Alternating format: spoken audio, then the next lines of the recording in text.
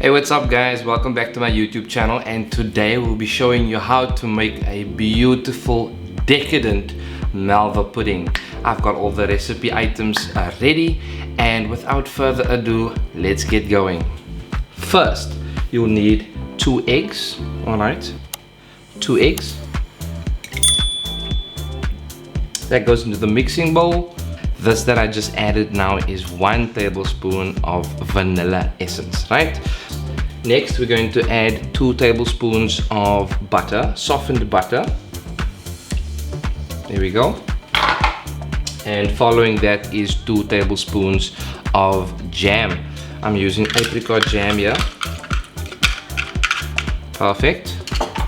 After that, we'll be adding, finally be adding 2 tablespoons of brown vinegar. There we go. And over here we have about 300 grams of sugar. Right, just pop that in there. Right, so with all those ingredients in there, we're going to give it a nice stir. Alright, klits, like we say here in South Africa. Klits on papa. Now, what's very important is you want to incorporate all the ingredients quite nicely before you add on any of the other ingredients, okay? So just make sure you give it a nice whisk. The whisk, but if you guys can see over there, that is how it looks, right? Perfect. Now on to the next ingredients, okay? So what we have is, this is 2 cups of all-purpose flour. I'm only going to add about half of it for now.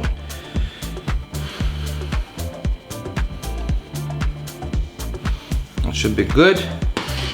Then this over here is 2 cups of whole full cream milk. I'm also going to add just about half of that. That should be good. Alright, so what we have here is 2 teaspoons of baking soda / bicarbonate of soda. Same WhatsApp group, right? That goes in there. And then we have 1 teaspoon of baking powder. Alright, 1 teaspoon of baking powder. And lastly, we have 1 teaspoon of salt. Perfect. And then we're gonna give that a whisk. So what we're doing here now is we've prepared the wet ingredients first, and then we're adding in the dry afterwards. Well, majority of the dry, there's also wet, like the milk is wet as well. But you need to work in stages, especially with baking. Try to prepare wet first and then dry, and then combine them together. Give it a good stir. Roer on papi. Giving you guys a lot of phrases that we use here in South Africa. I'm not too sure if they're used in other countries as well. But roer on papi, i.e. or in English, just means mix it. Okay, and that looks super good. Let's add the balance of the flour as well as the milk slowly. I'm going to add the flour first and the milk thereafter, and we're going to mix and see for a just super smooth, not too loose of a consistency. Then we know we're ready. So all the other flour goes in. Remember, 2 cups of flour, and then we'll just add the milk a little by little so that we can monitor that consistency. Make sure to get all the flour and all the ingredients incorporated.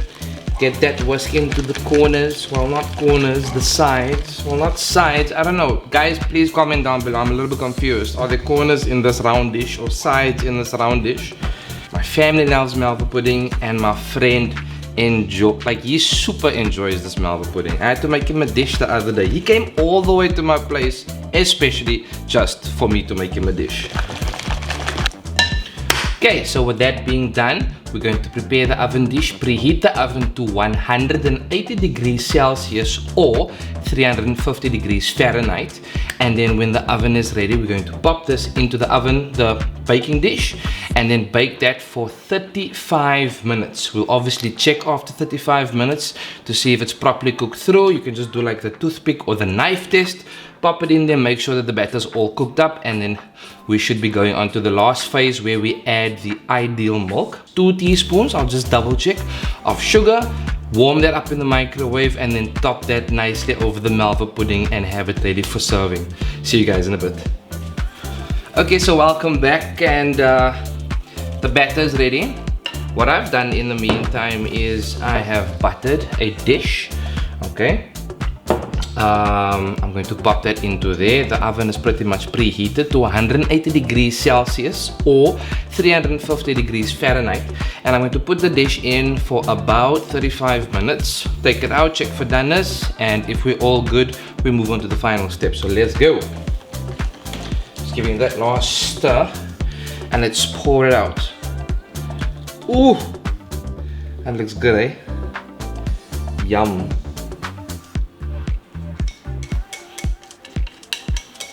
Now I'm not gonna take this dish to the sink yet. I'm gonna get all this yumminess out.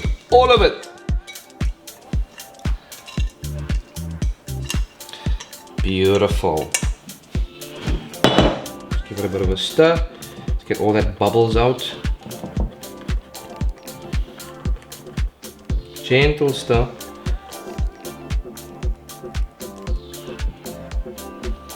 Ta-da! I don't know if you guys can see, but just have a look at this. You can see it a bit, right? Don't worry about it, that's fine. I'm not in the mood to move the camera now in any case. Okay, so this goes into the oven, bakes for about 35 minutes. I'll show you guys once we are ready. See you in a bit. Okay, so while we're waiting for the Malva pudding to finish up in the oven, it's got about 5 minutes left. I'm going to prepare the topping. Okay, so the topping consists of 1 whole can of ideal evaporated milk. We have here about 2 tablespoons of sugar and just about, I'd say about a tablespoon or less of vanilla essence. That's all that I have left, but I have to go buy at the shop.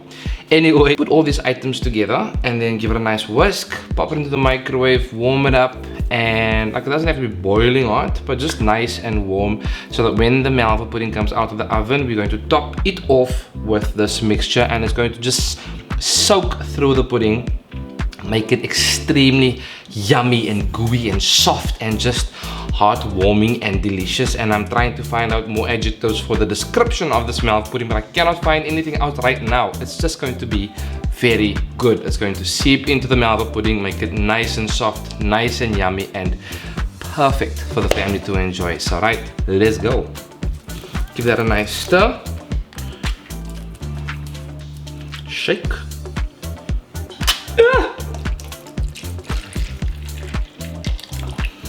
Right, sugar, and that balance allows this. Cool.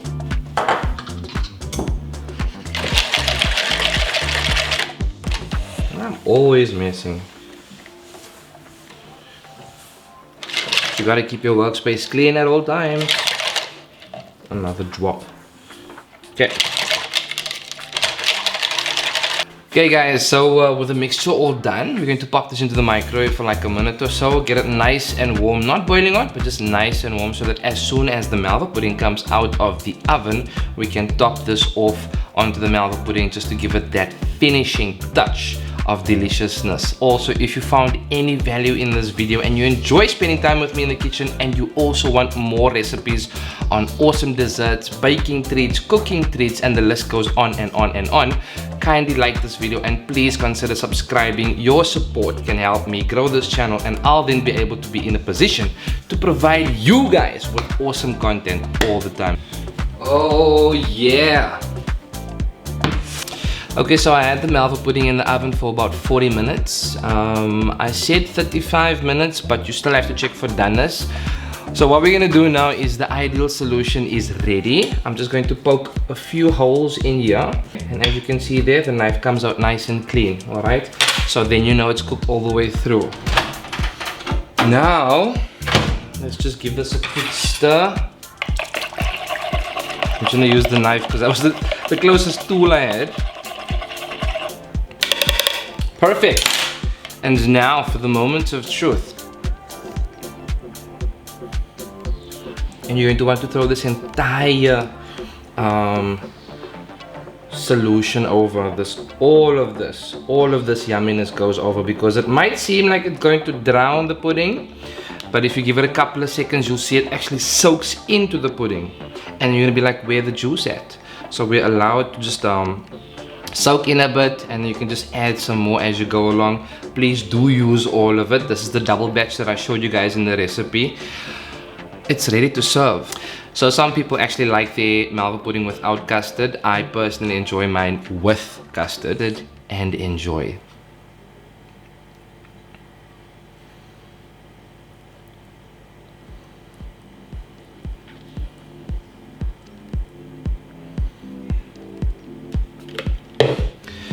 So again guys, thank you so much for watching this video with me. I hope you stuck all the way through. I'm hoping also that you try this recipe at home, and you can comment right down below with how you found the recipe. Was it easy? Was it hard? Was it informative? And ultimately, how did it taste? So yes guys, thank you so much for watching. If it is that this video has added value to your life and it was informative, please consider leaving a thumbs up and subscribing to my YouTube channel, Cooking with Kev. And help us grow this channel so that I can provide you with more information, more recipes, more how-tos, and also just let us grow together, and we can then do that for you. Guys, keep well.